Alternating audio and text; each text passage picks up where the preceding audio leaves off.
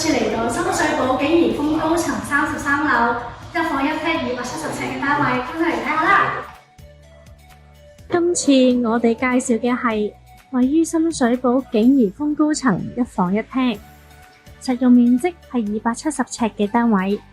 我哋主要幫佢做全屋翻新，保留翻原有嘅設計進行翻新。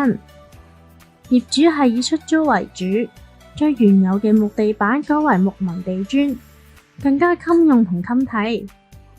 廁所門同房門都全部重新換過晒，而整個廁所全爆，更換過水喉、天花同埋瓷磚，同做過晒企缸同埋防水，換過個新嘅鏡櫃，望落去更加舒適。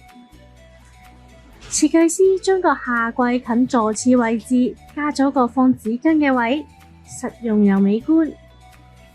全屋房地面用咗木紋地磚，我哋嘅泥水師傅鋪得十分之平整，係絕對合格嘅泥水鋪設。以下係翻新嘅項目，價錢只係需要128000，我就覺得好划算啦。咁你呢？今集就介紹到呢度啦，下次再見。記得 follow 我哋嘅 YouTube、Facebook 同 IG 啦。